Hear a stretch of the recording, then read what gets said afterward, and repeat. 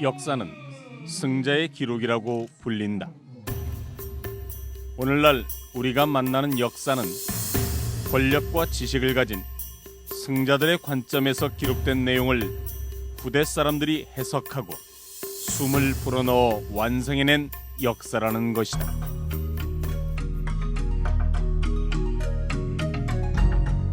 하지만 여기 권력자와 지식인의 역사가 아닌 일상을 사는 사람들의 역사를 엿볼 수 있는 기록물이 있다. 바로 고문서다.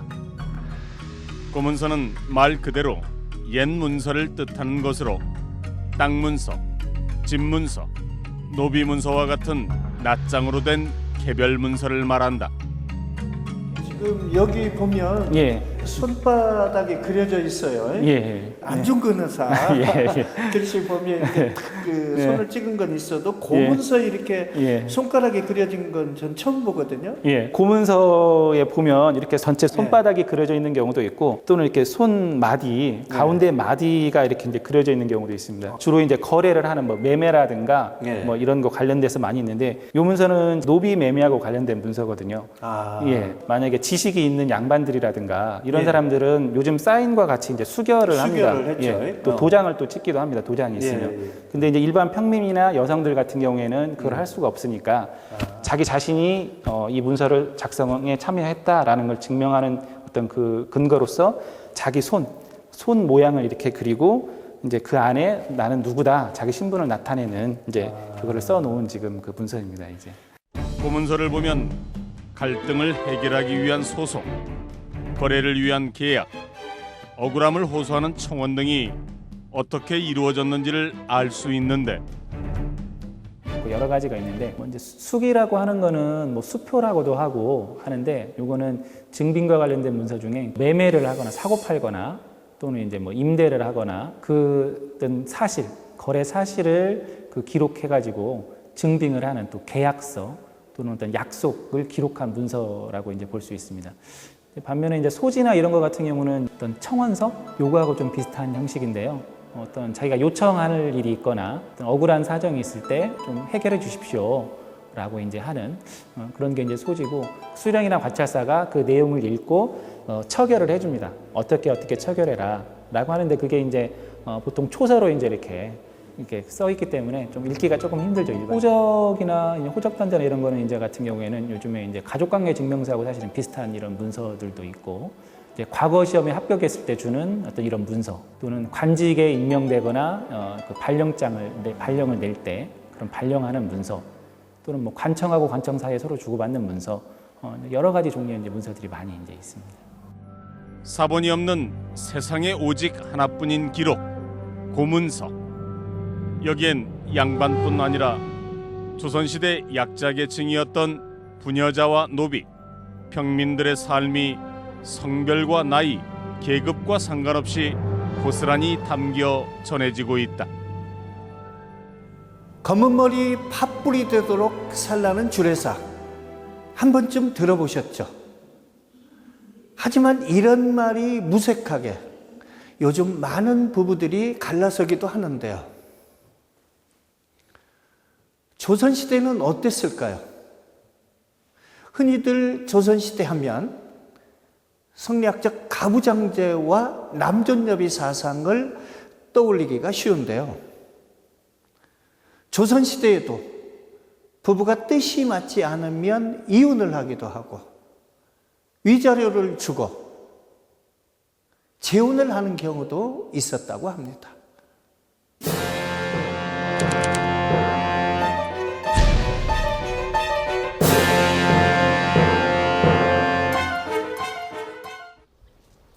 임자 나왔어.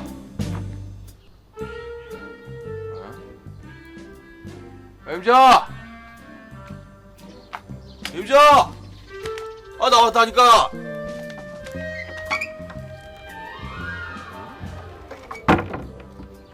아니 이놈의 옆에 내가 어딜 간 거야? 임자. 아이고, 당신 오셨어? 아이고, 빨리 오셨네요. 아 남편 올 시간에 어딜 갔다 오는 게야? 아, 요 앞 개똥이네. 일 좀 도와달라 그래가지고. 시장 아시죠? 얼른 밥 차려올게요. 아, 백가족이 등에 붙었네. 얼른 차려와. 네. 결혼 생활 10년째인 최덕현은 아내와 두 딸을 낳고 행복하게 살고 있었다. 그러던 어느 날 어이 덕현이. 아, 형님 안녕하세요. 에, 어디 가는가? 아유, 집에 가는 길이죠. 아이고. 아 자네는 집에서도 보고 밖에서도 마누라 만나러 가나? 아니에요. 아니기는 내가 저기서 자네 마누라가 자네 기다리고 있는 거 다 봤는데. 어디 있습니까, 우리 마누라? 어디기는 저기 그 이생원댁 뒷 담벼락에서 자네 기다리고 있어. 아이고 자네는 금술이 좋아. 아니에요. 어서 가보게나. 아유, 예, 또 보겠습니다. 또 보세. 아이고, 예.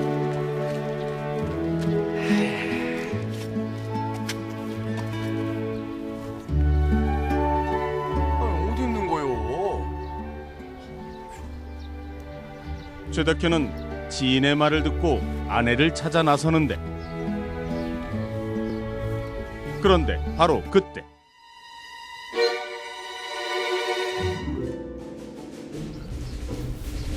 여,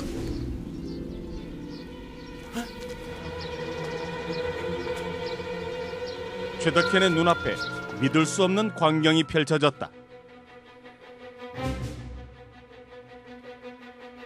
아내가 밖에서 남몰래 다른 남자를 만나고 있었던 것.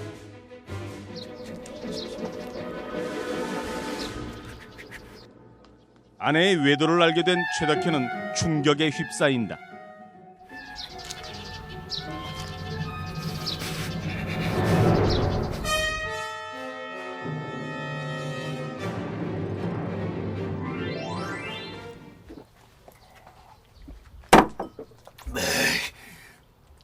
이놈의 옆에 요즘 어딜 그렇게 싸돌아다니나 했더니만 딴 놈을 만나고 다녀?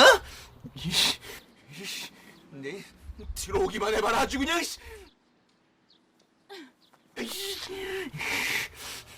아이고, 당신 오셨어요?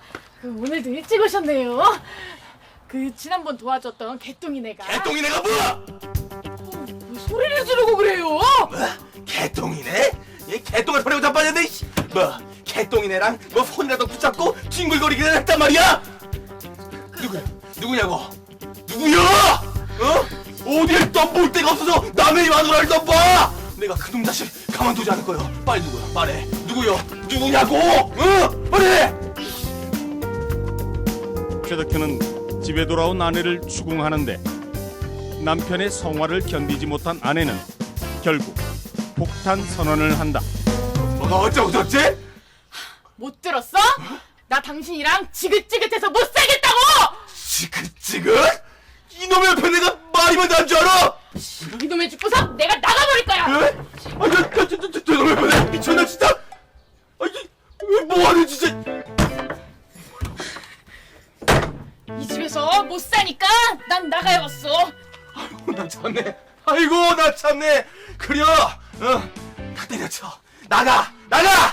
대신 지금 나가면은 다시 못 들어올 줄 알아. 알았어? 아이고, 내가 안 그래도 듣고 싶었던 소리네. 나도 이놈의 집구석 나가고 싶어서 난리였다고. 뭐야? 그럼 난 갈 거야. 야 분이야. 야 분이야. 진짜. 그렇게 최덕현의 아내는 집을 나가는데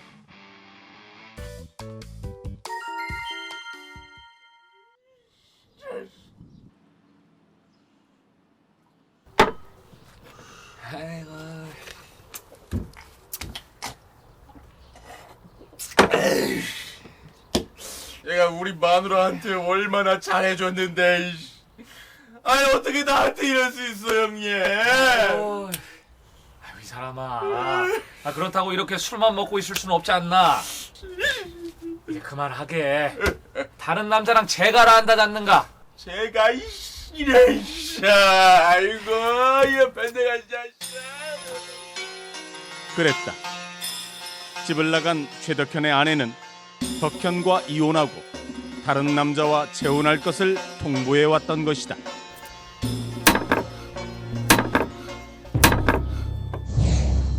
최덕현의 지인은 난데없이 그에게 돈을 꺼내는데 뭐요 이건? 35냥이야. 뭔 돈이냐고 이건가? 자네 처가 보낸 돈이야. 뭐요? 이걸로 애들 맛있는 것도 사 먹이고 자네도 새 출발해야지. 이런 옆에 내가 진짜 이씨. 여기다 수련하고 이제 그만 끝내고 있게나. 에? 진짜 이씨.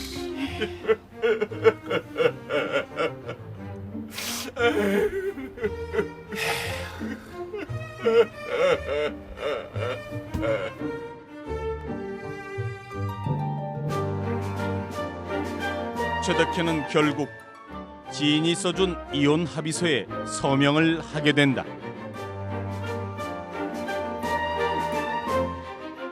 최덕현은 결국 아내로부터 위자료 35냥을 받고 이혼 합의서에 수결, 즉 서명을 하게 됩니다.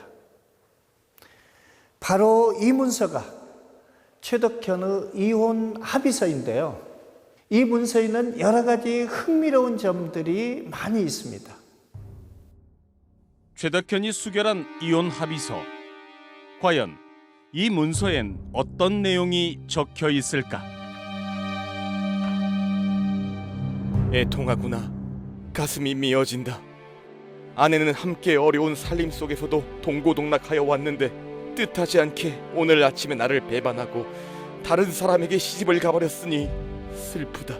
저 두 딸은 장차 누구에게 의지하여 자랄 것인가? 말이 나오기도 전에 눈물이 흐른다. 그러나 그녀가 나를 배신하였으니 어찌 내가 그녀를 생각하겠는가? 칼을 품고 가서 그녀를 죽이는 것이 마땅한 일이나 그렇게 하지 않은 이유는 장차 앞길이 있기 때문이다. 그러므로 10분 생각하여 용서하고 엽전 35냥을 받고서 영원히 우리의 혼인관계를 파기하고 위댁으로 보낸다. 만일 뒷날 말썽이 일어나거든 이 수기를 가지고 증빙할 일이다.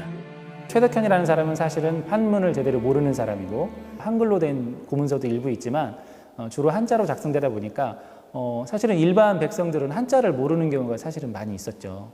그래서 직접 작성하지 않고 다른 사람이 문서를 작성하고 최덕현이라는 사람은 아마 나중에 자기 이름만 썼던 걸로 이제 보입니다. 그러니까 한글은 알았다고 볼 수 있죠. 한글은 자기 이름은. 아마 그 최덕현의 아내를 데려간 사람은 어떤 권력이 있거나 돈이 있거나 이런 사람이었고 상대적으로 최덕현은 약자였기 때문에 어쩌면 좀 어쩔 수 없이 아내를 뺏긴 경우라고 이제 볼 수 있을 것 같습니다. 사실 여성의 정절을 중요 덕목으로 여겼던 조선시대 여성의 이혼과 재간은 흔한 일은 아니었다. 하지만 외란과 호란을 겪고 난 조선 후기엔 사회의 가치가 혼란해지면서 이런 현상들이 나타나기 시작했다. 사실은 많지는 않습니다. 이게 이제 고문서 중에 이혼 문서나 이런 것들은 좀 특이한 그 문서 중에 이제 들어가는 것이고 지금처럼 어떤 이혼이라는 그 절차가 공식적으로 이렇게 사실은 있었던 건 아닙니다. 그래서 헤어지는 그 정황에서 그 사실을 어떤 그 계약 관계 또는 그 약속을 하는 문서기 때문에 좀 특이한 경우라고 볼 수 있습니다.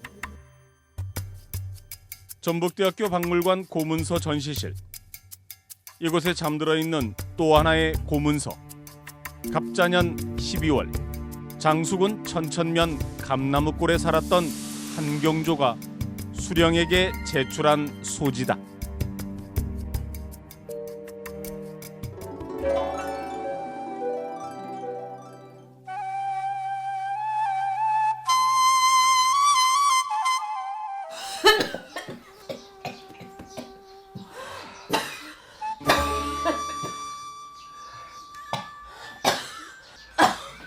어머니 일단 한 숟갈 해보세요. 예? 아유, 영 입맛이 돌질 않는구나. 그래도 곡기가 들어야 기운을 차리시죠. 제발 한 숟갈만 더 해보세요. 예?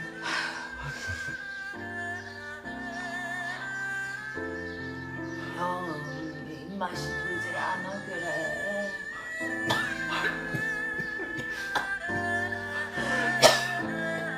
후손의 노문을 모시고 사는 한경조. 그의 가장 큰 걱정거리는 음식을 먹을 수 없을 만큼 나빠진 어머니의 건강이었다. 어머니 아들 천하의 불효자 만드실 거예요? 이러다 어머니 잘못되면 저 제명에 못 살아요. 네? 그러니까 제발 수고해보세요.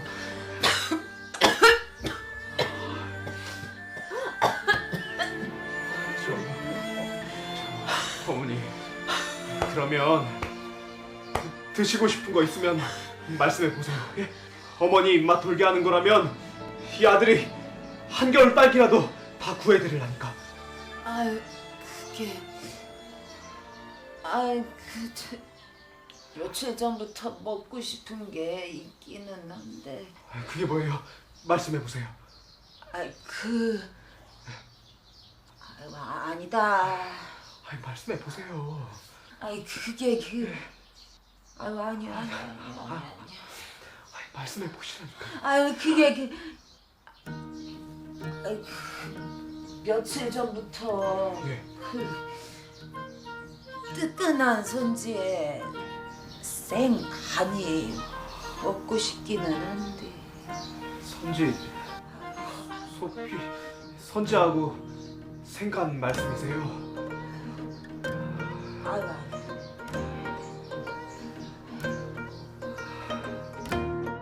어머니가 먹고 싶은 음식을 어렵게 찾아냈지만 아들 한경주의 걱정은 계속됐는데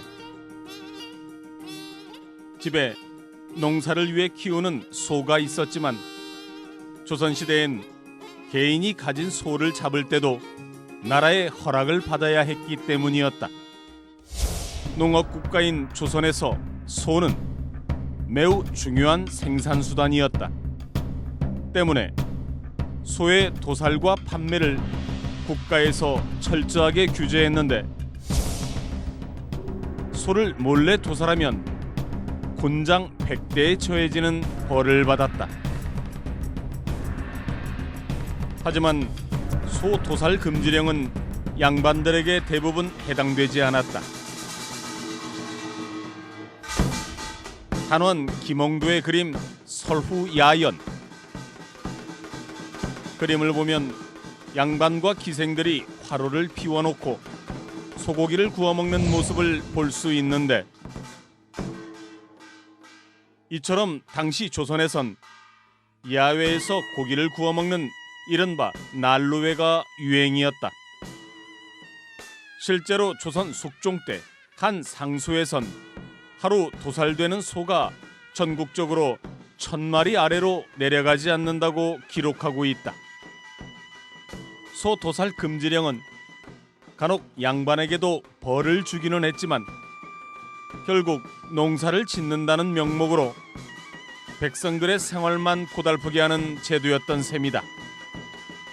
소 도살 금지령을 어길 수 없었던 한경조는 마지막일지 모를 구순 노무의 소원을 들어드리기 위해 고을 수령을 찾아간다.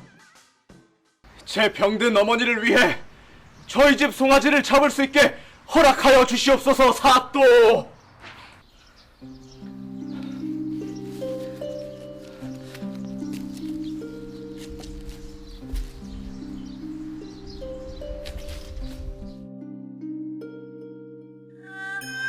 사토께 올립니다.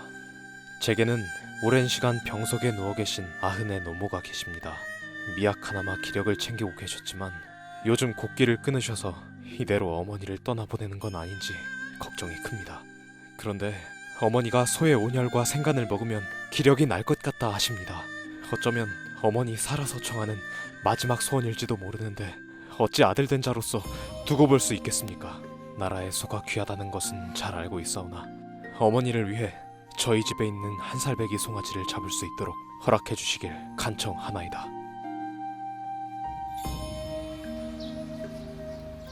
그대의 효심이 참으로 깊구나. 소를 잡는 것은 국법으로 금하고 있으나 좋은 음식으로 부모를 봉양하고 싶은 마음은 누구에게나 있는 것이니 특별히 작은 송아지를 잡을 수 있도록 내 허락하마. 감사합니다. 참으로 감사합니다, 사또. 소토사를 국법으로 금지하고 있었지만 지극한 효심으로 도사를 허락받아 소의 피와 생간을 어머니에게 드릴 수 있었던 한경조. 어쩌면 그의 어머니는 아들의 효심에 감복해 병석에서 일어날 수 있지 않았을까. 한경조라는 인물은 지금 이제 그 장수군 천천면 그 심옥동이라는 그 감나무골이라고 이제 한글로 하면 감나무골에 살았던 그 사람인데, 사실 이 문서 말고 호적이라든가 다른 문서들을 통해서 이제 이 사람에 대한 신상 정보를 알 수 있는데, 소지에서 그 이제 그 처결문학과 판결해준 처결문에 보면 이런 행동에 대해서, 효도하는 행동에 대해서 익히 들었기 때문에 특별히 내가 송아지를 잡는 걸 허락한다라는 그런 문구가 나옵니다. 근데 그게 아마도 이 한경조 집안이 대대로 이제 그 효도로 이름이 있었던 그 사람이기 때문에 이 효를 위해서 소를 잡는다라는 것을 이제 허락했다라고 볼 수 있고, 이제 그 이후에 그 이 어머니가 이제 그러면 그 이후에 잘 사셨나 이런 것들이 이제 궁금한데, 다른 문서를 통해서 그 어머니가 아마 93세 정도까지는 생존해 계셨던 것을 좀 이렇게 추적할 수 있습니다.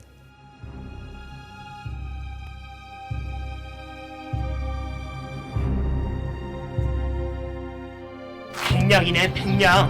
백냥은 과하다고 일을 안 해. 요즘 단냥이 안 되겠나? 아, 백냥이요! 내 성질은. 아, 진짜.